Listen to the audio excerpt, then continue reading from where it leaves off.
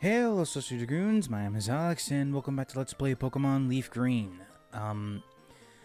Sorry if my voice sounds a little rough and scratchy today.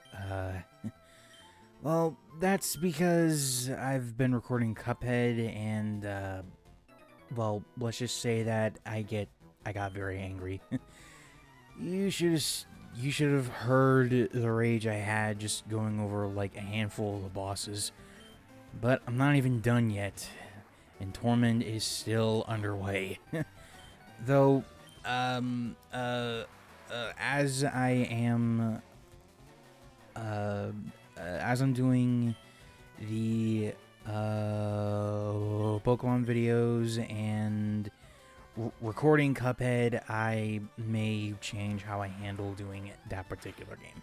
But anyway, so the first order of business for now is to do the fighting dojo, because I just want to show it off, right? Basically, this is where you will find a bunch of black belts and a lot of fighting type Pokemon, like the Mankey line, the well, it's mainly just the Mankey line and the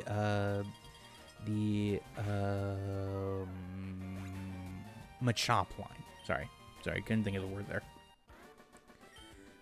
Though there are two specific mons in here, which the leader at the far end of the room has. They are the Hitmons, or at least 2 out of the 3. Well, technically 4, but I'm getting a bit ahead of myself here. So, so the Hitmons are Hitmonlee and Hitmonchan. For Generation 3, Hitmonlee is probably the best fighting type that you can get. I want to say because because of the specific moves that it can get, like I think it was a high jump kick, rolling kick, and well, it is fairly bulky as far as I can tell.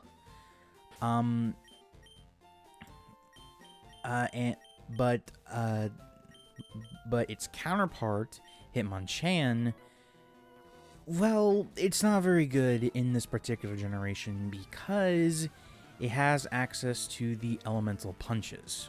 Now, the elemental punches work like this: Fire Punch, Ice Punch, and Thunder Punch. However, those attacks are considered special due to their typing.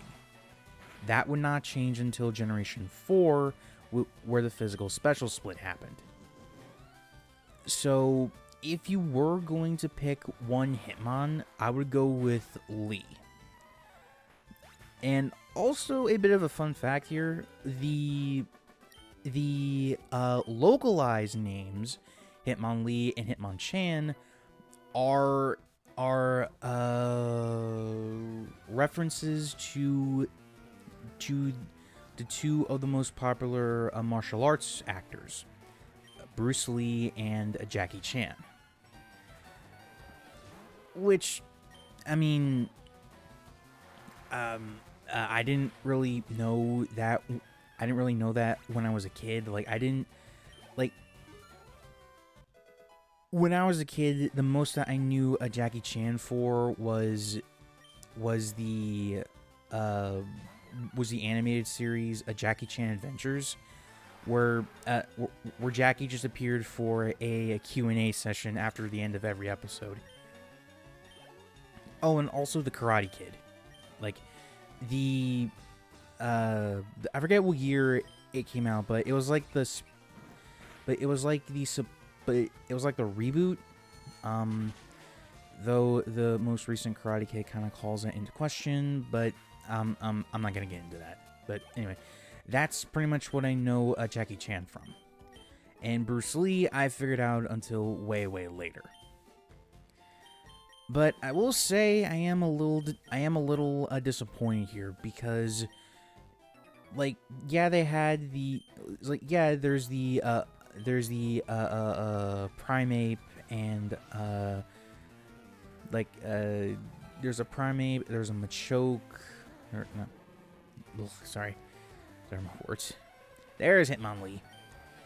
Well, okay, so what I'm trying to say is that I'm a little disappointed that Poliwrath is not in this gym because, well, I say gym, but you get what I mean. I'm disappointed that he's not in here because he's the one fighting type that nobody uses in this game or any of the Johto games. Like, seriously? Come on, dudes.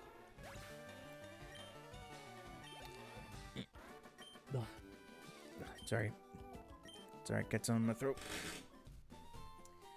And shit just wants my attention while I'm trying to record this. Frick. Anyway, so with the fighting dojo out of the way, we can now head on to the main gym. Now, this is probably the hardest gym in the game because of psychic types. Now, back in Gen 1, ghost types didn't do anything to them because of some bugs in the system, right?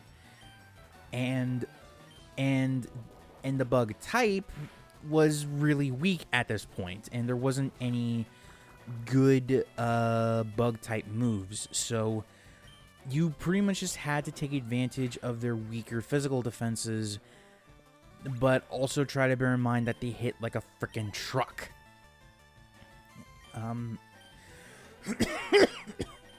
Sorry. Now, something of note is that most of the not most, but a good chunk of psychic types here are dual type. So, well, actually, no. Scratch that. It's only the Slowbro line that is part psychic, because I don't think one of them will use Execute, even though technically it is a psychic type. But yeah, I just want to point that out there. So I don't even know what I'm saying anymore. I'm sorry, but this gym is a good reason why you should have Snorlax on your team, because he can tank a good portion of the attacks, and he can also hit back really freaking hard. Especially if you give him a stab move like a strength or even body slam. But that doesn't always guarantee that you're gonna knock it out, like, just like that, But I also kinda got a little bit confused for this gym because, well, unlike the Let's Go game, this is a bit of a maze, and well, I don't remember a lot of things about the well, like, I don't remember how to solve a dungeon or anything like that. Like, I don't know. Oh yeah, and also Charmers are also here to. They're basically here to throw you off with the ghost types. Don't use a normal type on them because they are immune to normal type moves, but at the same time, like, so are normal types. Like, ghosts don't affect them. Though, oh yeah, and also confused, right? Frick this move. I hate it so much. Like, like, this never misses, okay? Confuse Ray is a move that never misses and will always hit even if you're a normal type. So, it just, like, I don't, just, why? Well,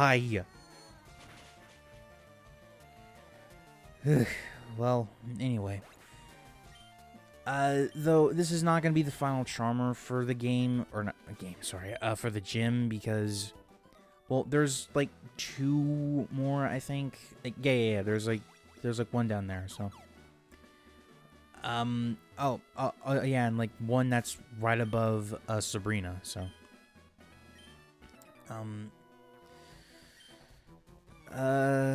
Okay, let's see.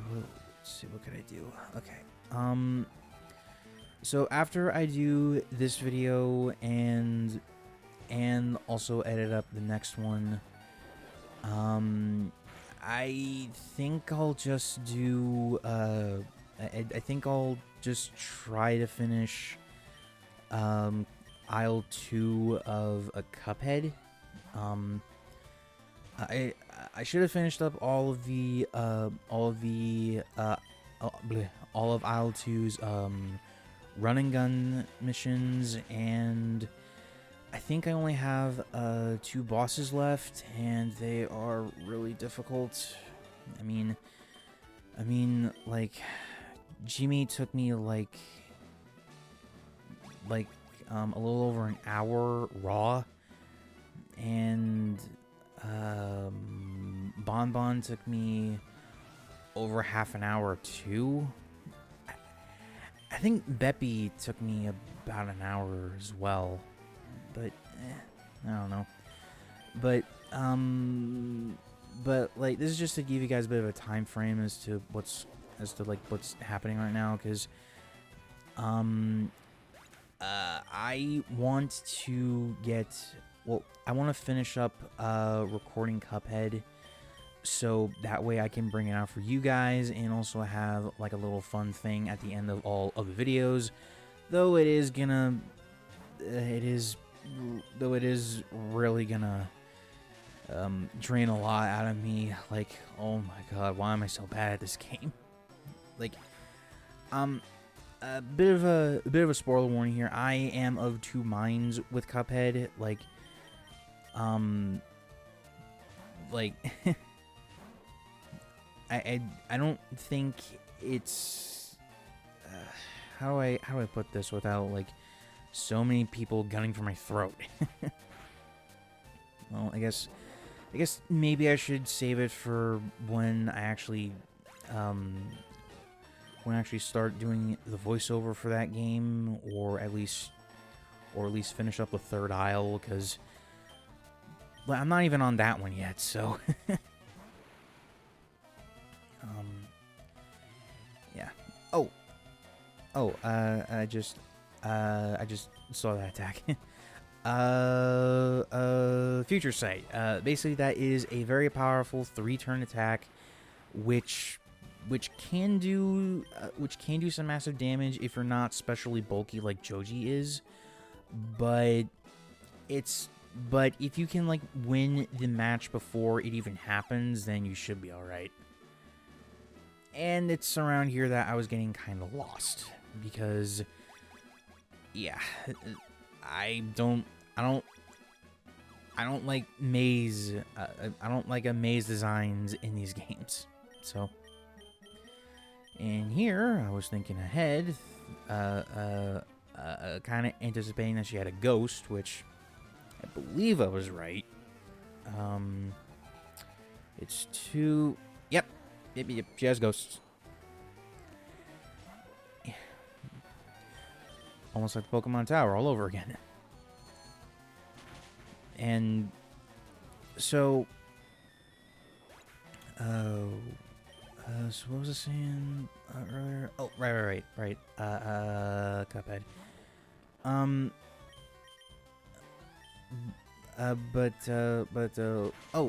Oh, Christ, Shadow Punch, I forgot about that. Well, I probably shouldn't mention that anymore. Okay. So the thumbnail is done for Cuphead. I just need to beat the bosses and just. But after aisle 3 is where I may take a break. Essentially. So like just to give you guys a bit of an just to give you a bit of a like sort of like a general idea as to where I am, right? I have beaten aisle 2 in the past. And that was before I even decided to do the Let's Play. But I'm just having a lot of bad luck, and it could be a skill issue on my part with the bosses and stuff.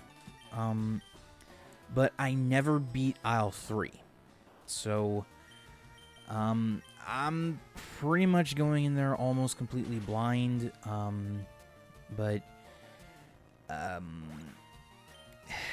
yeah, I just like I don't even know like how I can properly like do the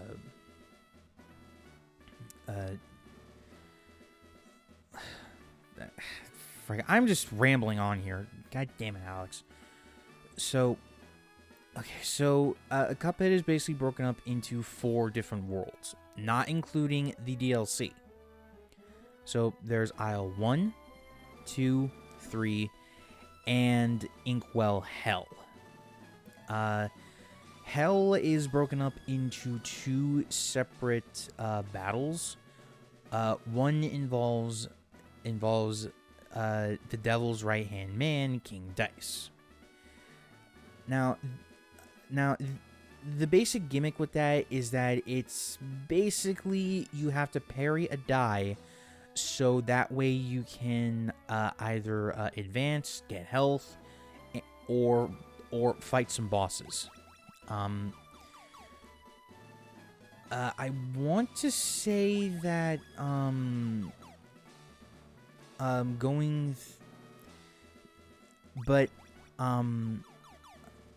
it's a lot harder than it looks because it's the final boss of that game, and well, here we finally are battling with Sabrina. And I still got a bit of a complaint about her team, but I'll get to that when I get to that. So, what was I doing in here again? Was I? Oh, right. I was Oh no, I was thinking about giving Choji Toxic, which I will at the end of the playthrough, because LeafGreen is a fully recorded. I just need to get through all of these other episodes, or would you technically call them episodes or videos? But well, anyway. Here we got Sabrina, and she's leading off with her Kadabra, which not really a bad choice, honestly. As you've seen throughout most of the gym, if you take advantage of the weak physical stats of the psychic type, then it shouldn't be that much of a problem, especially if you have something like Choji on your team. And here we have a female Mr. Mime, which don't really know why that's a thing. Technically, Mr. Mime came out before a gender was even a concept for Pokemon. Gender was a thing that was introduced for the franchise in Generation 2, though it wouldn't be until Gen 4, I think, where there were a physical things that. Well, let me get over this. Why is Venomoth on her team? That's not even a psychic type. That's a bug poison. Like, just have a hypno. Like, seriously, like, why doesn't she have a hypno or a jinx or even a slowbro? Like, come on, now. Oh, and here we have her ace in the hole, Alakazam. Probably the strongest psychic type next to Mewtwo. But it is a trade evolution, so you're gonna have to, well, I don't fully know that myself, but, you know, though it is physically squishy, so, I don't know why she just tried to set up, a Calm Minds on me. Like, I think, I think she was just trying to sweep with, like, 1 or 2 team members, but I don't know for sure. But, well, anyway. Well, that does it for Sabrina.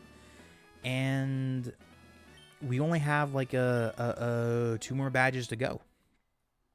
And I don't think we have that many videos left, actually, because, like, we are in the late game right now, getting close to end. So,